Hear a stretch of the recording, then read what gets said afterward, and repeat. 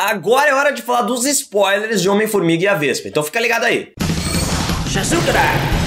Bom, como vocês já podem ter visto, ao contrário do nosso review, esse vídeo tá recheado de spoilers. Então se você caiu de paraquedas aqui e ainda não assistiu o filme, vai ver o nosso review sem spoilers, depois você volta aqui, que a gente vai ter várias explicações de coisas que podem ter acontecido, algumas referências e outras coisas que vocês podem ver também nas cenas pós-créditos. Exatamente, eu acho que é isso aí que a galera ficou mais vidrada. Bom, primeiramente, se a gente tava esperando alguma coisa que tivesse bem linkada com Vingadores Guerra Infinita, já podemos tirar a formiguinha da chuva, né, cara? Porque não foi isso que aconteceu. O filme realmente se propôs a ser a continuação do Homem-Formiga. A gente vê realmente as consequências dele ter roubado o traje lá em Guerra Civil, por exemplo. A gente vê o Scott preso em casa justamente porque ele fez aqueles atos lá com o Capitão América. Foi pichar a Alemanha junto com o Capitão América, né? Então a gente vê essas consequências e não foi abordado nada em relação à Guerra Infinita. Mas a gente teve a apresentação do Reino Quântico mais uma vez, que podem ser uma solução para algumas coisas relacionadas à Guerra Infinita. Eu acho que é isso que a galera mais tá vidrada pra saber como vai acontecer, né? Por que o Homem-Formiga é tão importante pra Vingadores 4, porque ele tá em todas as cenas, como isso vai acontecer? A gente já viu que o Reino Quântico funciona ali meio que como a dimensão negra do Dormammu, né? É uma fonte de energia e dá pra canalizar de alguma forma. Então a gente já pode esperar, como a gente tá falando de assuntos quânticos,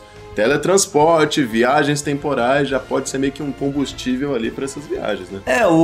A manipulação de partículas quânticas é um hack, né? É uma trapaça dos quadrinhos, porque a partir do momento que o cara fala, ele tem manipulação a nível quântico, o cara faz qualquer coisa. Quando a gente vê a Vespa original saindo de lá e estabilizando, né, as dores ali da Ava, da Ghost, ela tá manipulando essa energia quântica e ela tá ali assumindo, eu já vim com um superpoder. Ela veio com a manipulação desses poderes e de alguma maneira ela está linkada ainda com o Reino Quântico. Sim. Só que ela virou pó.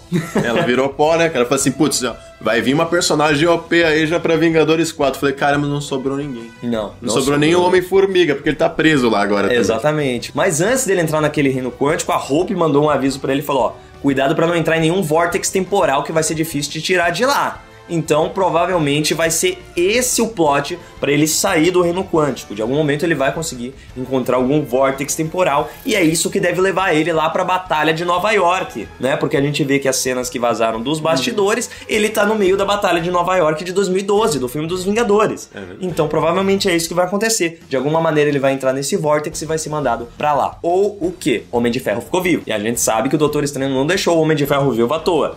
Ele tem que fazer alguma coisa. Provavelmente o Doutor Estranho já estava ligado lá, ele vai ficar preso na dimensão, no Reino Quântico, o Homem de Ferro vai ter que ir lá salvar ele de alguma maneira. Então talvez esse seja mais um plot para ligar os personagens. De certa forma existe uma comunicação ali, né? Você vê que eles estão usando um radinho para comunicar com o Reino Quântico, a tecnologia já evoluiu bastante dentro do próprio filme. A gente tem que lembrar que o Scott Lang foi pro Reino Quântico pegar mais partículas quânticas para estabilizar a Ava. Então a Ava deve estar atuando como uma aliada deles, até porque ele fala, a gente tem que pegar mais partículas pra nossa amiga Ava. Ele é muito divertido, né? O cara é muito bom. Então ela provavelmente tá lutando ao lado deles, o que deve trazer também o Bill Foster. E eles são personagens inteligentes também. O Bill talvez já esteja ligado. Eles foram lá pegar... Cadê eles de volta? É verdade. Então vai lá atrás. Se eles não viraram pó, né? E a Ava também pode ser uma aliada interessante na luta contra o Thanos, caso ela se junte aos Vingadores também, né? Então a gente tem mais esses personagens sendo adicionados aí ao arsenal de Vingadores 4. Outra coisa, a Ava foi bastante mudada, né, cara? Nos quadrinhos, originalmente, ele, né, o Ghost, é um vilão do Homem de Ferro e ele é um hacker, é um cara super inteligente que cria um traje capaz de ficar intangível, capaz de ficar invisível, capaz de atravessar paredes. Esse é o traje criado que faz isso, não é ele que tem essa propriedade, a gente vê que foi bem diferente, né? Já é o primeiro plot twist do filme que os trailers entregam, é um traje novo, uma tecnologia nova que eles estão usando, mas não, é uma coisa inerente da própria Ava. Ela sofreu isso depois de um acidente que o pai dela roubou os planos do Hank Pym e tentou criar ele mesmo o túnel quântico. A gente vê que ele criou uma versão do túnel quântico ali, não estava funcionando muito bem, e o pai dela era ninguém menos que Elias Starr, que nos quadrinhos é o vilão cabeça de ovo, olha só. E realmente era um cara careca, né, que foi mostrado ali. Eles colocaram algumas características do personagem, é basicamente um easter egg, assim como foi O Bill Foster. Bill Foster, que é nos quadrinhos o Golias negro, ou Golias, ou um dos homens gigantes. E aí quando ele fala, nossa, eu fui parceiro dele no projeto Golias, eu assim, caramba, velho, que da hora, como eles estão trazendo elementos. É claro que isso não deve ser mostrado, não deve ser retratado, ele não vai, eu acho que ele não vai se unir, ficar gigante de novo e ser morto como aconteceu. Teve o Hank Pym fazendo uma auto-homenagem ali, né? Sensacional, né, mano? Foi muito legal. Eu achei demais o Hank Pym usando o traje e indo pro Reino Quântico. Foi muito massa. Foi muito legal. E o Michael Douglas, ele tem uma presença legal, né, cara? Mesmo nesse filme em que ele é, às vezes, um alívio cômico, às vezes ele é um elemento científico, mas o cara, ele tem muita presença, ele é um... Afinal de contas, é Michael Douglas, né, velho? São os titãs dos filmes. Dia de Fúria, mano. Eu queria ver ele quebrando tudo lá. Mas eu gostei muito do modo como todos os personagens interagiram muito bem. A Hope e o Scott, depois do que ele faz de roubo traje, ele quebra a confiança dela. E aqui a gente vê que ele tá tentando reconquistar a confiança dela. Então quando ele vai atrás de salvar eles, como eles foram presos, quando ele faz... todas as atitudes dele são pra mostrar que ele é um cara mudado. E tanto ele quanto os outros personagens que foram apresentados. Os ladrões, os amigos dele, que estão abrindo uma empresa de seguro. Cara, e foi sensacional. Eles conseguiram fazer uma coisa que eu achei que eles não iam conseguir, que é fazer eu gostar do Michael Peña, porque eu acho ele um pé no saco.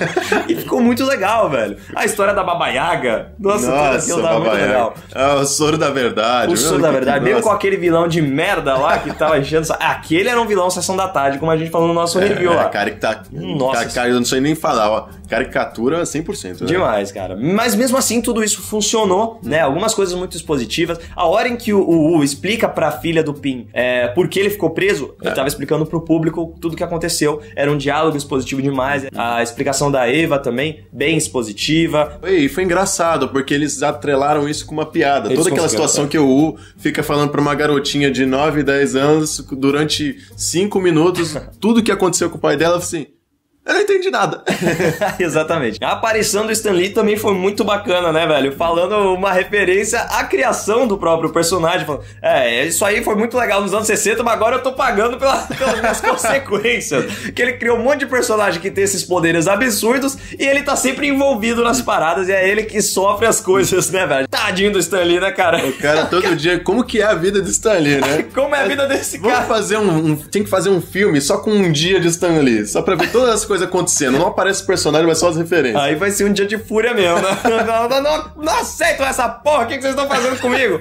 Mas então, agora as consequências pra Guerra Infinita. A gente já falou da viagem no tempo. Você acha que pode ter alguma coisa que eles vão utilizar, cara? O Scott conseguiu absorver algumas partículas quânticas. Talvez isso também seja utilizado de alguma maneira. A gente já viu que o potinho tá cheio, aí tem que ver como que isso vai funcionar. Realmente, se ele vai cair no vórtice, se aquilo ali não foi plantado à toa, ou se ele vai naquele método que a gente falou, que ele vai conseguir de alguma forma se comunicar com o Tony Stark no meio daquele caos todo, né? E o cara não tá nem na Terra, o cara tá em Titã ainda, tem que vir pra Terra pra acontecer isso. Eu acho que é mais coerente ele cair num vórtice e começar essa jornada, mas eu também entenderia se ele fosse resgatado pelo Tony Stark e aí eles usassem aquela energia ali de alguma forma. A gente tem que lembrar também que é o Scott Lang, né? Ele é um cara que não tem o intelecto genial do Hank Pym, da Hope Van Dyne, mas ele consegue sair de situações absurdas, como foi da primeira vez, quando ele entrou no Reino Quântico e conseguiu sair por conta da filha dele, né? Então, de alguma maneira, ele pode dar um jeito de viajar entre as dimensões. A gente tem que lembrar que nos quadrinhos, o Reino Quântico é um outro universo.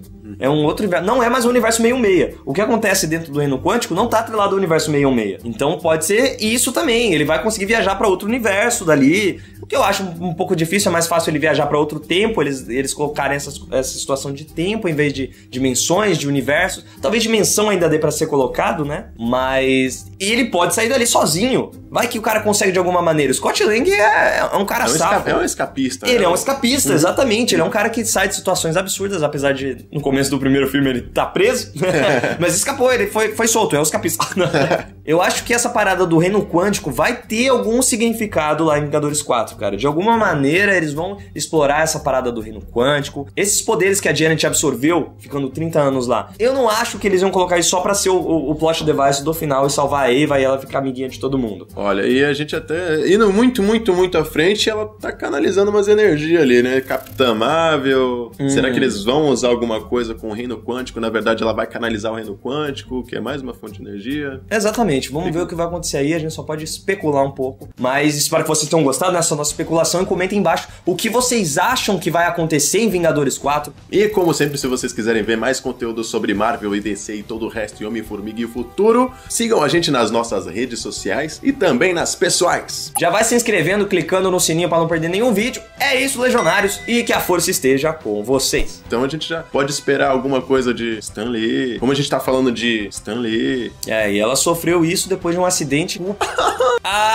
Easter egg. Bill Foster, exatamente. Então foi Stan Lee. Stan Lee. Usar um artifício para explicar outro artifício. Quais vocês acham que vão ser as implicâncias que o Stan Lee? Bill Foster, exatamente.